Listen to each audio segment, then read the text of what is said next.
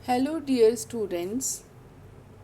Organic chemistry के unit 2 में हम अल्कोहल चैप्टर में डायहाइड्रिक अल्कोहल के ऊपर कंसंट्रेट कर रहे थे कि कौन कौन सी रिएक्शंस हैं जो कि इसमें संभव हैं और किस प्रकार से यह अल्कोहल के साथ सिमिलरिटीज़ दिखाते हैं। तो उसमें हमने सोडियम के साथ रिएक्शंस लिखी थी, हाइड्रोक्लोरिक एसिड के साथ में लिखी थी। इसके अतिरिक्त तो उसकी एसिड के साथ रिएक्शन बताई थी कि किस प्रकार से सोडियम के साथ रिएक्शन ग्लाइकॉल के साथ में जब हम एसिटिक एसिड के साथ रिएक्शन कराते हैं तो ग्लाइकॉल डाई एसीटेट प्राप्त होता है। इसी क्रम में हम आज एक इम्पॉर्टेंट रिएक्शन से अपना ये लेक्चर प्रारंभ कर रही हूँ मैं, जिसमें कि विथ टेरेफ्थेलिक एसिड अल्कोहल या ग्लाइकॉल जो है वो डायोल है, मतलब कि 2 हाइड्रोक्सी ग्रुप उसमें प्रेजेंट हैं। जब इसकी रिएक्शन टेरेफ्थेलिक एसिड के साथ में करवाई जाती है तो क्रमशः पॉलीमराइजेशन होता है और उस पॉलीमराइजेशन का रिजल्ट होता है टेरेलीन। जैसा कि इसमें आप देख रहे हैं कि एक से अधिक प्रकार के अणु एक दूसरे के साथ में जुड़ते चले जाते हैं और टेरेलीन या जो महत्वपूर्ण रेशा है उसका निर्माण होता है। तो टेरेफ्थेलिक एसिड के साथ रिएक्शन बहुत इम्पॉर्टेंट है, इसे आपको याद रखनी है। इसी प्रकार से डेक्रोन का निर्माण भी टेरेफ्थेलिक एसिड के स्थान पर यदि डाईएस्टर मिथाइल टेरेफ्थलेट लिया जाए तो कंडेंसेशन पॉलीमराइजेशन होता है और डेक्रोन का निर्माण होता है। तो इन रेशों से जो कपड़े बनते हैं वो रेशे जो हैं वूल या सिल्क से थोड़े भिन्न होते हैं। न तो इनमें कोई कीड़ा लगता है और न ही ये सिकुड़ते हैं, मतलब कि जो अपना साइज़ और शेप होता है उसे वो मेंटेन करते हैं। जैसा कि हम सभी देखते हैं कि सिंथेटिक कपड़े जो हैं उनमें किसी भी प्रकार का परिवर्तन नहीं आता है। इसके बाद में नेक्स्ट जो रिएक्शन है वो है ऑक्सीडेशन रिएक्शन। अल्कोहल ये डायोल्स जो हैं वो क्रमशः ऑक्सीडेशन के बाद में ग्लाइकॉल की बात करें तो ग्लाइकॉल एल्डिहाइड बनाएगा और उसका और ऑक्सीडेशन होगा तो जो CHO ग्रुप है वो COH में कन्वर्ट हो जाएगा और ग्लाइकॉलिक एसिड प्राप्त होगा।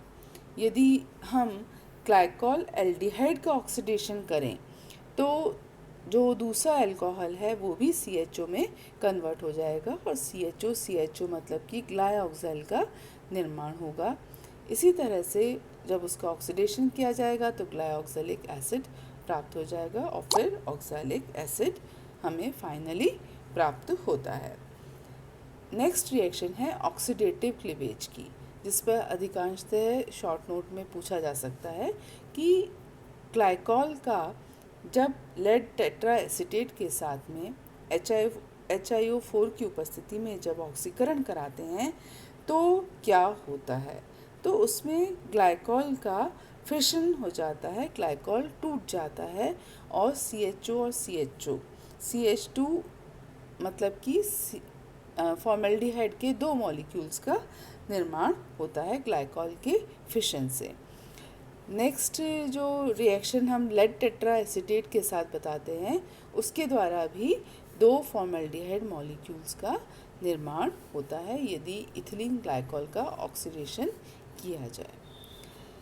डिहाइड्रेशन कराने पर ग्लाइकॉल से विभिन्न परिस्थितियों में अलग अलग उत्पाद प्राप्त होते हैं। यदि जिंक क्लोराइड की उपस्थिति में डिहाइड्रेशन कराया जाए, मतलब कि रिमूवल ऑफ वाटर कराया जाए, तो आप देख रहे हैं विनाइल अल्कोहल प्राप्त होता है। ये विनाइल अल्कोहल अनस्टेबल है तो हमें एसिटाल्डिहाइड में ये पुनर्विन्यास होकर प्राप्त होता है। जो नेक्स्ट डिहाइड्रेशन की रिएक्शन है जिसमें कि दो मॉलिक्यूल जब इथिलीन ग्लाइकॉल के in the presence of sulphuric acid गर्म करते हैं तो 1,4 डाइऑक्सेन का निर्माण करता है। ये प्रोडक्ट बन रहा है डाइऑक्सेन, ये एक बहुत ही अच्छा सॉल्वेंट है। अधिकतर इंडस्ट्री में इसे काम में लिया जाता है। इसके बाद में नेक्स्ट जो OH की रिएक्शन है वो है फॉर्मेशन ऑफ साइक्लिक एसिटिल और कीटल। इथिलीन ग्लाइकॉल की जब रिएक्शन एल्डिहाइड के साथ में कराई जाती है तो क्रमशः एक एसिटिल का निर्माण होता है, और यदि यही रिएक्शन कीटोन के साथ कराई जाए तो हमें कीटल प्राप्त हो जाता है। तो ये तो हमने जो रिएक्शंस पढ़ी वो ग्लाइकॉल की रिएक्शंस थी। एक जो इम्पॉर्टेंट रीअरेंजमेंट है उसके बारे में मैं अवश्य बताना चाहूँगी, वो है आपका पिनेकॉल पिनेकोलॉन रीअरेंजमेंट। जैसा कि आपको नाम से स्पष्ट हो रहा है, कॉल मतलब कि अल्कोहल, कोलोन मतलब कि जिसमें कि कीटोन ग्रुप आ गया है। तो इसमें क्या होता है कि जब glycol 2,3 dimethyl butane 2,3 diol, glycol 2,3 dimethyl butane 2,3 diol, जिसे कि हम बोलते हैं टेट्रामिथाइल ग्लाइकॉल को, जिसको पिनेकॉल कहा जाता है। जब पिनेकॉल का सल्फ्यूरिक एसिड अम्ल के साथ में आसवन किया जाता है तो हमें क्रमशः पिनेकोलॉन प्राप्त होता है, जो आप इस रिएक्शन में देखेंगे कि टेट्रामिथाइल ग्लाइकॉल, जिसे कि हम पिनेकॉल कह रहे हैं, उससे हमें पिनेकोलॉन प्राप्त हो रहा है in the presence of sulphuric acid.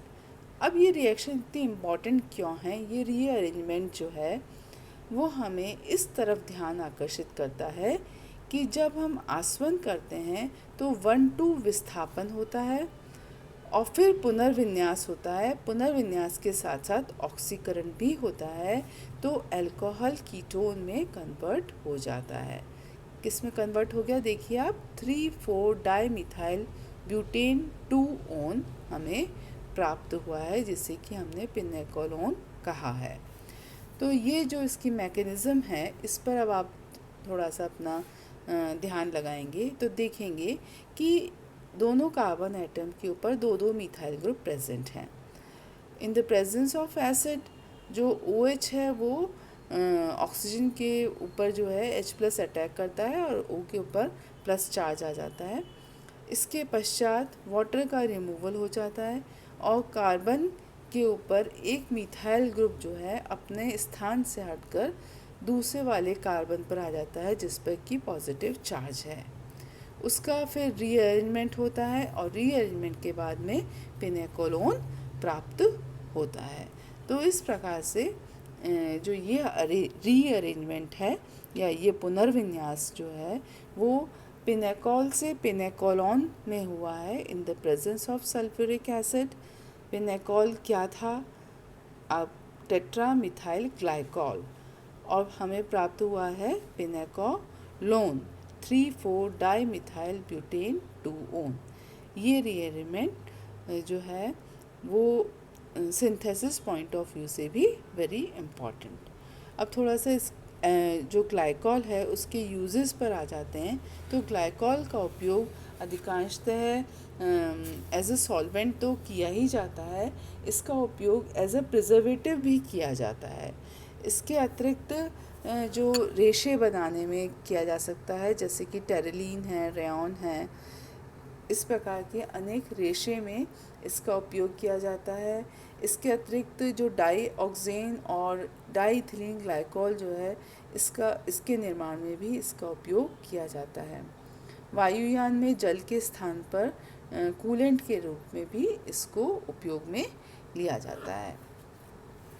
तो ये सब हमने पढ़ा डायहाइड्रिक अल्कोहल के बारे में और उसकी रिएक्शंस हमने करी। नेक्स्ट आता है ट्राईहाइड्रिक अल्कोहल। ट्राईहाइड्रिक मतलब कि 3 OH ग्रुप जब प्रेजेंट होते हैं तो उसे ट्राईहाइड्रिक अल्कोहल कहा जाता है, जिसमें कि जो महत्वपूर्ण यौगिक हैं जिसमें कि हम पढ़ते हैं ट्राईहाइड्रिक अल्कोहल में, वो है आपके ट्राई एस्टर्स। ये ट्राई एस्टर्स को ग्लीसराइड भी जिसे हम कहते हैं, जो कि वसा और तेल का मुख्य भाग होता है, जैसे कि ट्राई एस्टरीन, ट्राई पामिटीन, ट्राई ओलियन। तो ये सब क्या हैं? ये सब जो हैं वो ट्राईग्लिसराइड हैं या ग्लिसराइड्स हैं, जिसमें कि जो कि ट्राईहाइड्रिक अल्कोहल के व्युत्पन्न हैं। इसका यदि आयुर्वेदिक नेम की तरफ